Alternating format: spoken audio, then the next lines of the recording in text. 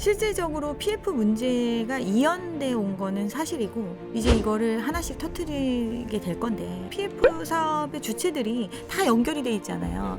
돈을 빌려준 거는 금융기관이고 또 여기 사업의 보증선 거는 건설사고 부족한 신용에 대해서 보강한 거는 정부거든요. 시장을 움직이는 사람들한테 영향이 있는 이런 요소들이 시장에 벌어지는데 일반적인 우리 이제 서민들이 참여하는 시장에도 당연히 영향을 줄 수밖에 없죠. 그리고 심리가 많이 얼어붙을 수밖에 없는 거죠.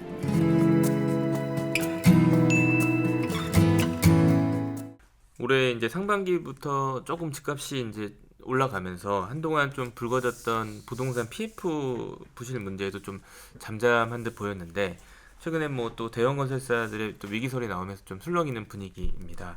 이 부동산 PF 현재 상황을 좀 어떻게 봐야 될까요? PF 상황이 심각하다라고 이제 사람들한테 인식된 계기가 된 게 이제 둔촌주공 사태잖아요. 레고랜드 사태가 벌어지고 어떤 자금 시장의 경색 문제, 채권 시장의 경색 문제가 나오면서 그 이후에 이제 가장 큰 이슈가 됐던 게 둔촌주공이었는데 여기 같은 경우는 이제 6,800억 정도의 PF 자금 조달에 있어서 이제 문제가 생겼었고 여기에 이제 보증을 서줬던 회사들, 그래서 롯데건설 같은 경우는 이제 자금을 마련하기 위해서 계열사로부터 자금을 지원받고 대출, 그러니까 대여를 받고 뭐 이런 식으로 해가지고 위기가 나왔었잖아요. 이 위기를 잠재울 수 있었던 거는 분양이 된 거예요. 분양이 되면 수분양자한테 이제 계약금을 받잖아요. 그때 조건이 계약금 20%였는데 그때 일반 분양 물량의 20%를 받으면 이 PF 정도를 해소할 수 있는 정도의 자금이기 때문에 이런 자금 경색이 풀릴 수 있었던 거는 기업의 어떤 위기 상황이 가계로 이제 넘어갔다라는 뜻이거든요. 이러면서 이제 잠잠해질 수 있었고 집값이 좀 오른다고 하니까 똘똘한 한 채에 대한 수요도 더 니즈도 증가를 했고 그러니까 이제 분양에 있어서는 굉장히 화랑을 보였잖아요. 그런 사업장들이 한두 개씩 해결이 되면 자금이 이제 숨통이 트이는 거죠. 그러면서 이제 조금 가라앉는 것 같이 보였지만 뭐 아파트만 PF를 하는 게 아니잖아요. 수많은 PF가 있고 뭐 처음에 134조라고 얘기했었지만 200조가 넘어가는 규모의 이제 PF가 있는데 이 PF에 물려 있는 자금들이 너무 많은 거예요. 그럼 이 상황을 정리를 하는 수순을 거쳤어야 되는데 대부분 이제 뭐 브릿지 같은 경우는 뭐 2차례 정도 연장을 하고 본 PF로 넘어가는 것들도 뭐 서로 이제 주고받는 형태로 조금씩 이제 손실이 없는 형태로 이런 식으로 이제 금융기관들도 어떤 이제 손실을 인식하게 됐을 때 굉장히 큰 충격이 오기 때문에 이렇게 이제 좀 아름아름 넘어가고 있는 상황이었거든요. 이 얘기는 정리가 안 됐다는 뜻이에요. PF의 본질적인 정리는 결국 사업성에 기대서 돈을 빌려준 거기 때문에 사업이 완료가 돼야지 성공적으로 완료가 돼야 PF 사업의 문제가 해결이 돼요. 그런데 그 문제는 계속 현재 진행형인 거죠. 그래서 이제 뭐 정부에서도 PF에 대해서 이제 본격적인 정리에 나서겠다라고 그때 발표를 하고 어떤 위험군에 있는 것들에 대해서도 이제 조사를 하고 뭐 이런 것들을 했었잖아요. 근데 그때 샘플로 했던 게 전체 대상이 아니거든요. 빙산의 일각이거든요.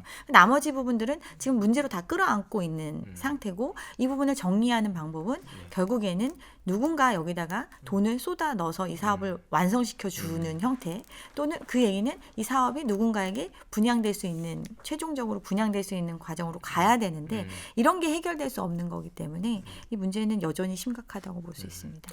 뭐 아까 말씀하신 것처럼 롯데건설도 그렇고 뭐 태영건설도 이제 크게 이슈가 됐었고 뭐 신세계도 그렇고 이렇게 대형 건설사들에 대한 이슈가 계속 좀 나왔었는데 대형 건설사들도 좀 아직까지 계속 심각한 그런 과정을 거치고 있다고 봐야 될까요? 지금 이제 예전에는 이제 건설사의 문제였다면 지금 이제 그룹 차원의 문제로 영향을 주고 있잖아요. 그 그룹 차원에서 보면 사실은 건설이 차지하는 비중이 그렇게 크지 않거든요. 그냥 얼마 안 돼요. 뭐 현대자동차 막 이런데 현대건설 뭐 조금 많이 제일 큰 회사지만 막 제일 많이 한다고 보여지지만 현대 입장에서는 그 아니잖아요. 아무것도 하지 말고 가만히 있어. 아무 문제 일으키지 마. 이렇게 생각할 정도로 어떻게 보면 그 그룹 내에서 차지하는 비중은 그렇게 크지 않은데 문제가 생기면 이 문제가 결국에는 전이시킬 수밖에 없잖아요. 그룹 차원에. 뭐 최근에 뭐 불거진 문제도 그렇고 이렇기 때문에 이 부분에 대해서 자체적으로 이제 불필요한 사업장들은 정리하고 뭐 구조를 이제 개편하는 것들을 하고 있는 형태고 갖고 있는 자산을 매각한다든가 뭐 이런 식으로 털어내고 있잖아요.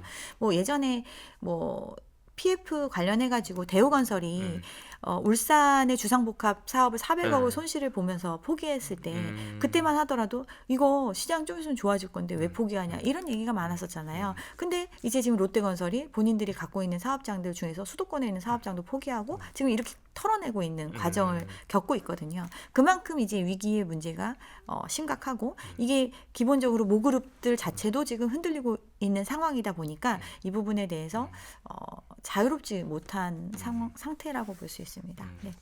뭐 대형 건설사들도 그렇지만 말씀하신 알려지지 않은 그 수많은 중소형 건설사들은 더 어려움을 겪고 있을 것 같은데 지방 건설사들 같은 경우 뭐 하루에 하나꼴로 문을 닫고 있다라고 그런 뉴스도 나올 정도로 실제로 어렵고 지금 결국에는 이제 이게 미분양 분에 대해서 처리 문제들 이런 것들은 이제 결국 비용을 회수하는 문제잖아요. 원금이라도 회수하려는.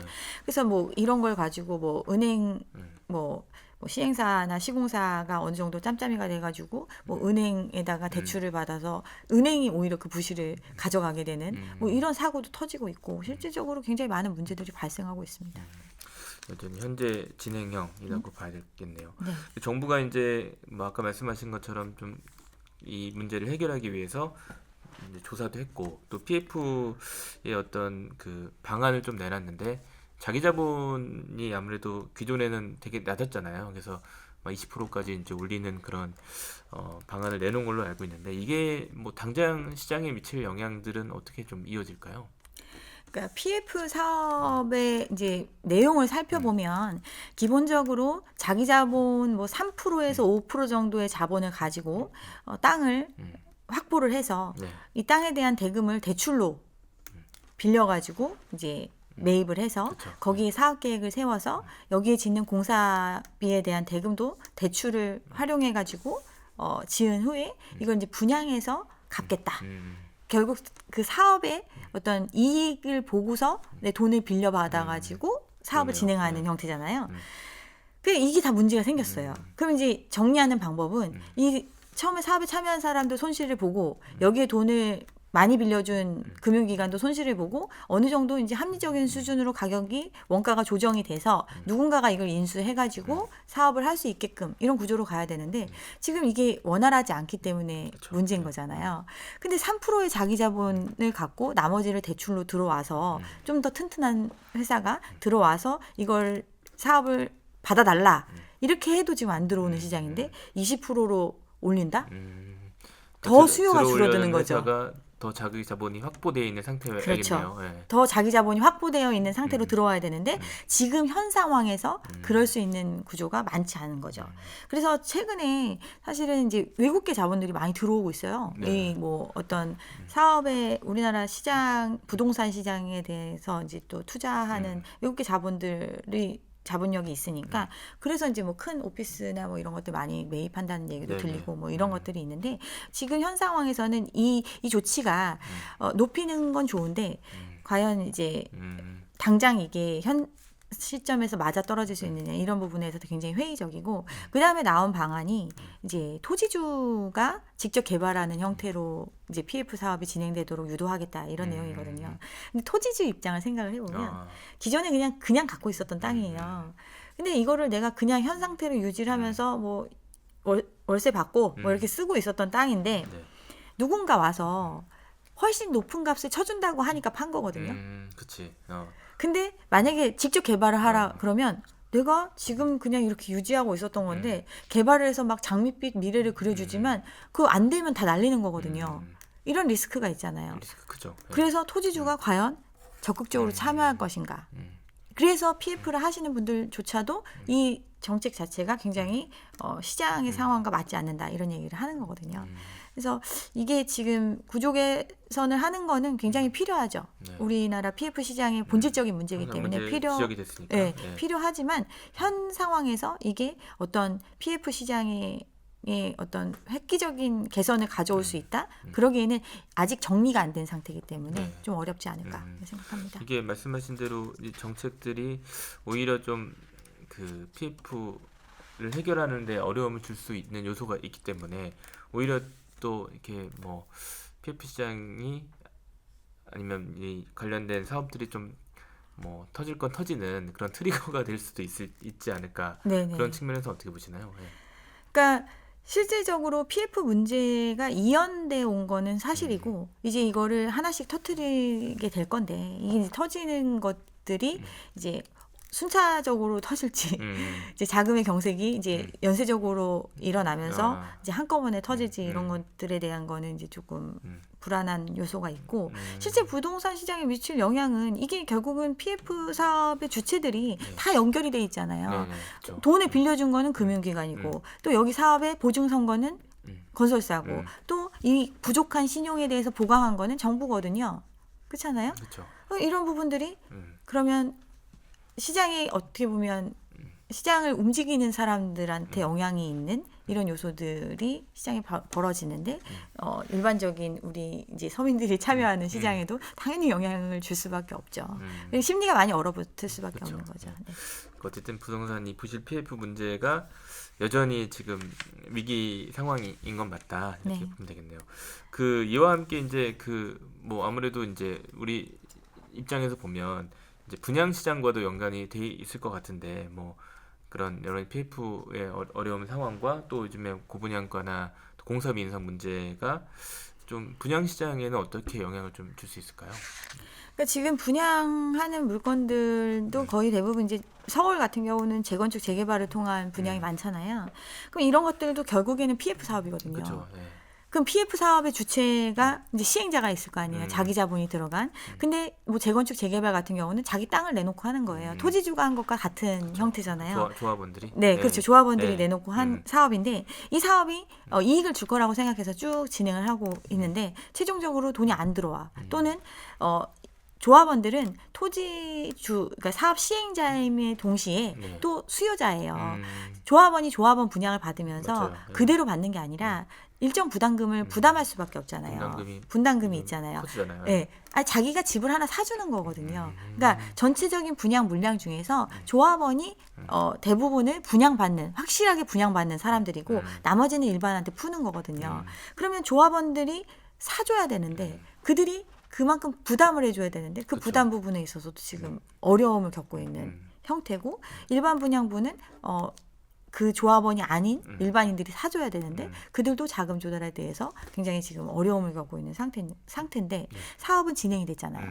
그만큼 계속 자금은 투여가 되어 있고 그쵸, 네. 그 돈을 회수하지 않으면 회사나 금융기관들한테 영향을 줄 수밖에 없는 구조니까 이게 이제 분양 자체도 시장 지금 분양가를 계속 올려도 분양이 됐었으니까 올라간 금액으로 최초에 분양을 하죠. 그리고 나서 이 미분양의 시간이 길어지거나 또 이제 자금의 압박이 있으면 이 부분에 대해서는 이제 조금은 낮춰서 팔려고 계속 하고 있고 실질적으로 이제 뭐 기자님 어떤지 네. 모르겠는데 이제 뭐 부동산 이런 데서 문자 되게 많이 오잖아요. 네, 많이 오죠. 네, 그럼 보면 뭐 30% 할인 막 이런 거 뭐 몇 억 정도 할인해 준다 이런 내용들이 많이 오고 있거든요. 실질적으로 이제 보여지는 분양가보다는 이제 낮은 금액의 이제 분양이 이루어지는 분양을 한다는 거는 결국 자금을 회수한다는 거기 때문에 자금 회수가 가장 큰 이슈가 되는 그런 시장이라고 볼 수 있습니다. 알겠습니다. 하나 더 그 정부가 이제 뭐 일기 신도시 선도지구를 비롯해서 좀 재건축을 전반적으로 좀 활성화시키려는 노력들을 하고 있잖아요. 그럼에도 불구하고 아까 이제 그런 여러 가지 상황 속에서 재건축 시장이 활성화되기 어려운 점들이 있을 것 같아요. 네. 결국 비용의 문제인 거죠. 그 재건축에 참여하는 사람들은 아까도 말씀드렸다시피 사업의 주체임의 동시에 사업의 소비자인 거예요. 그러면 그 자기가 얼만큼을 더 돈을 부담을 해서 이 사업을 내가 진행할 건지 말 건지 결정을 해야 되는데 지금 이제 선도지구 지정이 된다는 거는 사업의 기간이 좀 단축된다는 뜻이고 어떤 인센을 받아서 기본적으로 원래 확보하지 못했던 사업성을 보충해주는 형태. 그렇지만 남는 형태로 해주는 게 아니라 결국에는 부담을 할 수밖에 없거든요. 그 부담을 줄여주는 형태로 사업을 진행한다는 건데 그거에 대해서 굉장히 상대적인 거죠. 누구는 3억만 부담해도 난 사업을 하겠다. 누구는 5억을 부담해도 사업을 하겠다. 이럴 수 있지만 어떤 사람은 나는 2억도 없어. 네. 난 이 집을 내놓으면 사업을 난 어디로 갈 수도 없어. 뭐 이런 사람도 있잖아요. 많죠. 이 네. 다수의 의견을 모아서 가는 사업이기 때문에 지금 선도지구 지정으로 가격이 올랐다. 오히려 그냥 지금이 팔 때가 아닌가? 이렇게 생각해서 이제 어떤 단계적으로 어떤 이슈가 있으면 가격이 오르고 또 매수세가 생기니까 이걸 기회 삼아서 이제 탈출하는 사람들이 생겨나고 지금 이런 모습이 나타나는 것 같습니다.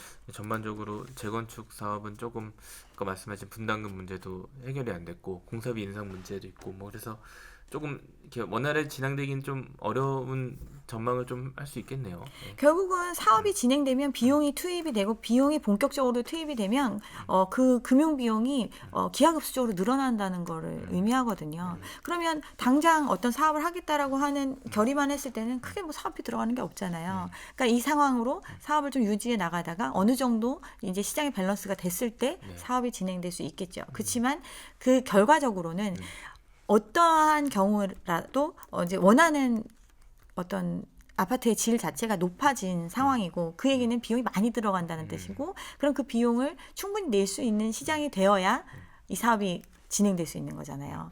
그래서 굉장히 요원하다고 볼 수 있습니다. 네.